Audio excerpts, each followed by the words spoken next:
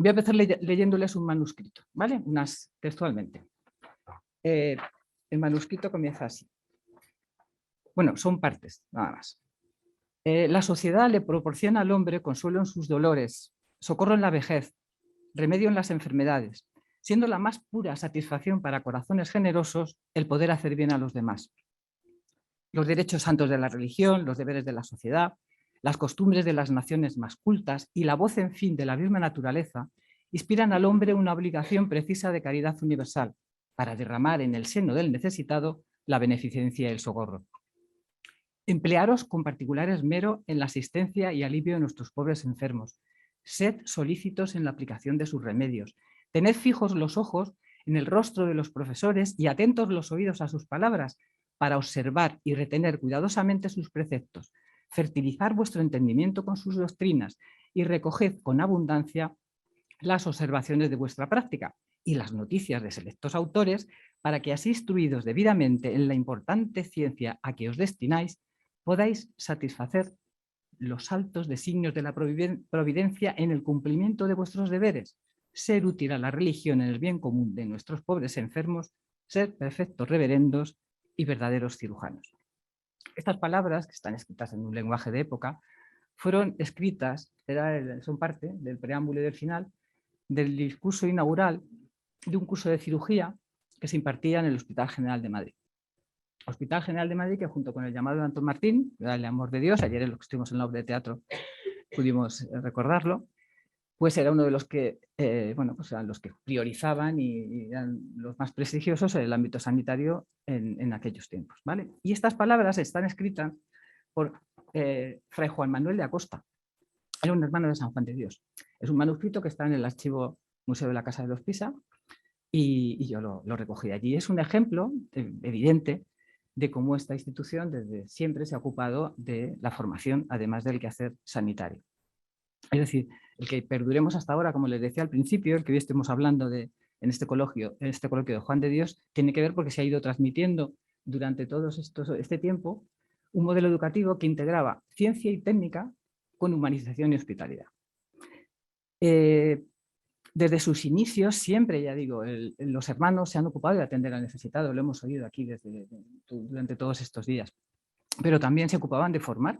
Estaba implícito en la labor asistencial, estaba implícita la labor de formación. O sea, si no, no hubiera sido, igual que estaba implícita la labor de gestión, si no, no hubiera sido posible que hubiera crecido y se hubiera expandido con tanto tiempo. O sea, ayer cuando veíamos en la obra de teatro que le decían, tienes que abrir otra en Sevilla. Entonces, ¿cómo va a ser posible? Eso no es posible si no se trabaja. La formación es un elemento de gestión fundamental también, con lo cual la docencia siempre ha estado integrada en su quehacer asistencial. A la luz de algunos documentos, estas fotos las hemos visto varias veces, sobre todo la que está Juan de Dios bajando, el otro de Santo Martín. A la luz de algunos documentos, yo voy a compartir con todos ustedes, voy a ver si soy capaz de darles a conocer el modelo educativo de San Juan de Dios y en ese caso tenemos que ver los documentos no simplemente como datos, una relación de datos o una sucesión cronológica de hechos, hay que verlos, hay que hacerles preguntas aleccionadoras y constructivas, o sea, preguntarles qué significan y verlos dentro de los contextos que formaron parte. Otra de las razones que me animaron a venir aquí era ver si era capaz de sobre todo pues, los que hay alumnos, la gente joven, los profesores, se animaran a investigar sobre la historia, se animaran a buscar en etapas anteriores lo que muchas veces ya está. O sea, que ahora le oíamos decir a Carmen Ferrer, esto ya, pues de verdad, investigar, leer todo lo que caiga en vuestras manos relacionado con siglos anteriores. Y leerlo desde esa perspectiva no simplemente con fechas y datos. ¿Qué más da que una cosa sea en 1552 o en 1553? Si lo que importa es realmente la esencia que nos pueda valer para el día de hoy. Entonces, en ese ámbito hay que investigar y conocer más a fondo cuál es nuestra historia. Yo creo que si todo el mundo investigara sobre lo que ha pasado, el mundo sería mucho mejor. Porque, ya digo, podríamos saber lo que hay que hacer y lo que no se debe volver a hacer porque no hay que repetir. Con lo cual, lo de los documentos es fundamental para valorar, como les decía, sobre todo en este caso, lo que yo me preguntaba. Yo me hacía una pregunta de investigación. Yo comencé la docencia en la Escuela de Enfermería de San Juan de Dios pues en el curso 90-91. Yo me preguntaba ¿Por qué y cómo esta institución había perdurado en temas de 4 siglos? Es una cosa que me llamaba la atención. O sea, no hay muchas instituciones, hay algunas que sí, pero en el ámbito educativo y además del ámbito asistencial, ¿qué tipo de atención y cuidados prestarían los hermanos en sus orígenes? ¿Eran los mismos que ahora? ¿Eran distintos? ¿Qué formación recibirían? ¿Quiénes les enseñarían? ¿Cómo les enseñarían? En definitiva, ¿cuál era el modelo educativo? O sea, ¿de qué manera ellos habían empezado a funcionar? Bueno, no me voy a detener en que la sociedad, evidentemente, o los cuidados y las prestaciones sanitarias, así como la formación, varían en cada época en función del contexto. Eso lo sabemos todos. Y después de haber oído a Carmen Domínguez Halcón y toda la trayectoria, pues evidentemente es algo en lo que no voy a insistir. En la época de San Juan de Dios, pues había profesionales y trabajadores distintos a los que hay en la actualidad. Si ahora tenemos profesionales de enfermería y profesionales de medicina con diferentes especialidades y fisioterapeutas, terapeutas ocupacionales, odontólogos, etcétera, etcétera, etcétera, en la sociedad de San Juan de Dios, como además le oíamos ayer en la obra de teatro. En la obra de teatro también en un momento determinado Antón Martín hablaba de los algebristas, hablaba de hay que buscar batidores de catarata, hay que buscar, o sea, estaba buscando profesionales que atendieran a los enfermos que iban a estar al Hospital de Amor de Dios. Eso es lo que él lo hace, un gestor y que además se va a preocupar de esos que lleguen, formen a los nuevos. O sea, es que si no, no se hubiera expandido la orden a la velocidad que lo hizo durante esos siglos.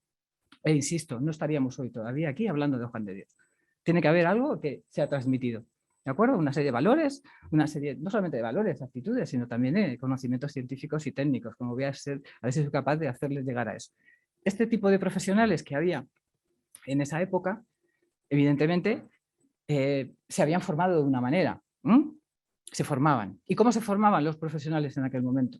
Pues había profesionales, o sea, en general no estaba tan extendida como está hasta hoy la enseñanza, no conocíamos al maestro como lo conocemos ahora. Había escuelas de primeras letras en los que se enseñaba a leer y a escribir, y luego había unas escuelas de gramática, que aparte de enseñar pues, filosofía y bueno, las materias de la época, lo que enseñaban era latín, y el latín era fundamental para tener acceso a las facultades mayores. Pero en general, en el mundo sanitario, excepto los médicos puros, eran médicos físicos, que se llaman así, porque eran médicos puros, no tocaban al paciente, no tocaban el pulso, básicamente, o muy poquito más. Los médicos cirujanos, que también lo sabía. Y a partir de 1593, no recuerdo bien la fecha, con lo cual no sé a partir de qué momento es, pero me da igual, los cirujanos latinos, ¿de acuerdo? Pero el resto, todas las profesiones sanitarias aprendían desde la práctica, no aprendían en el ámbito universitario. Y ese aprendizaje, en el tema de los sanitarios, bueno, en esa época había, el mundo, la religión era fundamental en ese momento, entonces muchos aprendían, además de leer y a escribir, un oficio. Es decir, era muy habitual que un tejedor, o sea, un tendero, incluso un hombre de leyes, o un barbero, o un cirujano, tuvieran a un aprendiz que junto con él le enseñaban a leer y a escribir y el oficio. Y luego se organizaban en cofradías, en hermandades, y en esas también tenían un patrón. En el caso de los sanitarios, eran salcondesa también, y bueno, pues ahí como ven, el gremio de cirujanos barberos, pues tenía su propia... Y bueno, lo que os decía, era todo... cada aprendizaje era con el oficio en concreto, con su maestro y en el lugar en el que estaban, pues, querido, desde niños, adolescentes, hasta que se tenían que examinar en el tribunal específico para que les dieran ya la licencia para poder trabajar en lo que fuera. El ámbito sanitario, ¿cómo se aprendía? Pues se aprendía yéndose con el que ya estaba trabajando, da igual que estuviera en la ciudad, que estuviera en un pueblo, en el ejército, era un lugar de aprendizaje también importante, y en los hospitales. Y los hospitales eran, pues además de lugares de albergue, porque en esos momentos, en esa época, la pobreza era un signo clave un signo clave del momento, pues eran lugares de albergue. Y aparte de lugares de albergue donde se prestaba comida, pues también estaban las enfermerías, donde estaban los enfermeros, que eran los responsables del cuidado, donde ahí el enfermero mayor era el que gestionaba todos esos recursos, y en el hospital era también como un taller gremial. Ahí aprendían. Y ahí aprendían. Bueno, he recogido una de las frases, hay muchas, pero los medicamentos, sangrías, unciones y los demás que se ofrecen las hacen y dar el enfermero mayor y cirujano y sus ayudantes y practicantes. Se llama practicante a todo aquel que iba a practicar. O sea, no confundamos con la terminología del practicante que posteriormente, no hace nada, hace un siglo, se institucionalizó como una profesión cuando la medicina y la cirugía se unieron, que eran dos La medicina iba por un lado y la cirugía iba por otro. La cirugía avanzaba muchísimo, la medicina poco, y de repente dijeron, nos vamos a unir. Se unieron los médicos y los cirujanos, y ahí dejaron a los cirujanos reumatistas, a los barberos ahí en tierra de nadie, y ahí hubo luego surgió lo del practicante. Muchísimos de ustedes seguramente que son mucho más eruditos en historia que yo no, yo simplemente ha sido a raíz de buscar un poco cómo era la formación en los hermanos en los que me he introducido en el mundo de la historia. Entonces, como les iba diciendo, el hospital era un taller gremial en donde se aprendía. ¿Qué pasaba en la orden? Pues que en los hospitales, cada hospital tenía su propia normativa, pero si esos hospitales eran de hermanos, eran de religiosos, o los que atendían allí eran religiosos, pues se regían por sus constituciones. Entonces, las constituciones decían todas las pautas de cómo se debía trabajar en ese hospital. Yo animo a que se lean las constituciones, se lean todas las constituciones, sobre todo las de 1585, 87, 1611, 1640, 1738. Ahí vamos a encontrar muchas respuestas a preguntas que nos hacemos hoy. De verdad, les animo a que les lean. Si esto fuera un seminario del tema, pues yo en cada una de las cosas que les voy a decir ahora seguramente les pondría la frase correspondiente, el párrafo que tiene que ver con lo que les estoy comentando. Por eso les animo y sobre todo insisto a los alumnos, a los profesores, hay que investigar sobre el tema, cada vez más. Entonces, en esas constituciones, lo que básicamente decían eran cómo vivir en una comunidad religiosa, pero cómo atender a los enfermos. Las constituciones son verdaderos manuales de enseñanza, o sea, dicen desde que llega un paciente hasta que se va o hasta que va a morir, qué es lo que hay que hacer, cómo hay que hacerlo. Evidentemente los remedios que se aplican en los problemas de salud no son los mismos de ahora, pero todo de lo que se habló ayer relacionado con la hospitalidad, con la acogida, con la amabilidad, con los valores de la orden, misericordia, caridad, espiritualidad, etcétera, etcétera, etcétera, están recogidos en sus constituciones. Ahí se habla de cómo debe ser el trato. Y el trato no solamente, ya digo, desde cómo vivir en una comunidad religiosa, cómo atender a ese paciente, sino también que se acompañaban de manuales con un gran poder didáctico. Las constituciones son, ya digo, normas de enseñanza. Pero además de las constituciones, ya había libros específicos también para la instrucción de los novicios. Manual del orden de la hospitalidad, instrucciones de novicios.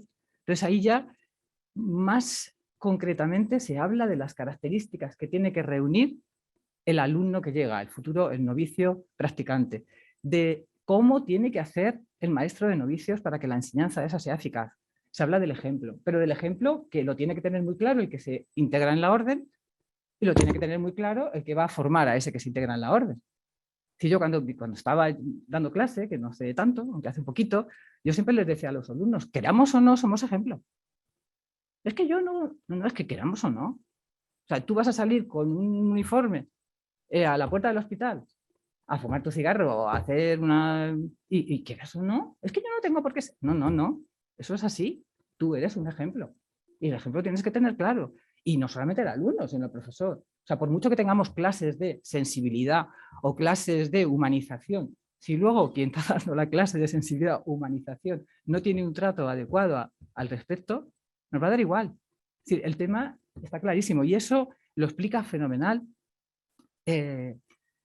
Agustín de Victoria. Fenomenal. De cómo debe ser. Hay frases, hay párrafos que, insisto, tienen que leer. Tienen que leer porque van a ver cómo habla de la comunicación. Hay que adaptarse del aprendizaje individual, del seguimiento que hay que hacer. O sea, no hay que... Cada uno aprendemos de una manera.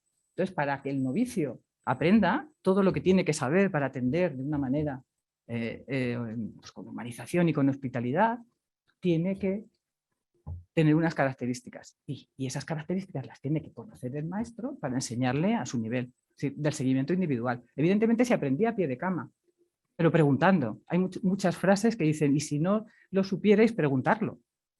Era un aprendizaje que se iba de lo más simple a lo más complejo, que la comunicación era fundamental, que la observación era clave, que el ejemplo era clave. Era un modelo, evidentemente, que no estaba formalizado en un papel, pero era un modelo que se ha ido transmitiendo en la actualidad a través del currículum no oculto, que, insisto, por eso estamos hoy aquí.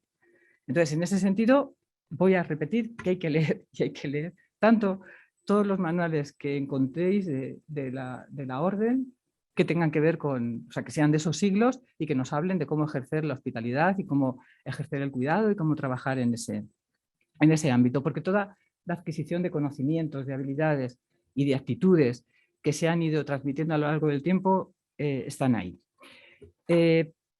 Otra de las, aquí bueno, lo sigo poniendo porque aquí tenía, lo que pasa que bueno, como el tiempo es el que es, y no es un seminario esto, pues no voy a leer ningún tipo de párrafo relacionado con las constituciones ni con la institución de novicios, sino como les decía antes, quiero que lo lean ustedes. Porque sí, lo que básicamente era que a ese hospedaje que se tenía de comida y cama y de realizar las acciones curativas, siempre se unía siempre la espiritualidad de la caridad. Es decir, es que está implícito, lo vas leyendo y te vas dando cuenta de que está integrado, de que eso está ahí. Pero es que luego además hay dos manuales, porque hasta ahora les estoy hablando de institución de novicios, manual del orden de la hospitalidad, las constituciones, bueno, pues que están hablando de cómo uno que quiere incorporarse a la orden, que es un novicio practicante, que además quiere realizar pues, los cuidados que se prestan y que es la esencia de esta institución, cómo debe abordarlos. Pero es que además hay dos libros de los que he encontrado, que seguramente hay más, ya sabe la historia, pues ahí se pierden cosas, nunca se sabe si hay algo que se perdió y no sabemos que existió o si está ahí todavía. Entonces hay dos libros que específicamente tratan de cómo se debe atender ya en problemas concretos. Uno es el breve compendio de cirugía, escrito por el reverendísimo padre Matías de Quintanilla, que era un cirujano de prestigio en el hospital de Antón Martín. Y luego después está el compendio de los tratados de flebotomía, capítulo singular y cartapacio de cirugía. Este es un libro que cuando le descubrí que me la encontré, me atrapó. O sea, me atrapó como docente porque es un libro que se escribió, el hermano que lo ha escrito, Francisco de la Cruz, estaba en Malinas. Malinas en aquel entonces, yo me acuerdo cuando la primera vez que lo digo, Malinas, ¿dónde está? Y me dijo mi hermano, hay un equipo de fútbol. No, pues entonces Malinas debe ser de Países Bajos, Flandes. Entonces, pues me situé, claro, evidentemente en aquel momento era territorio español.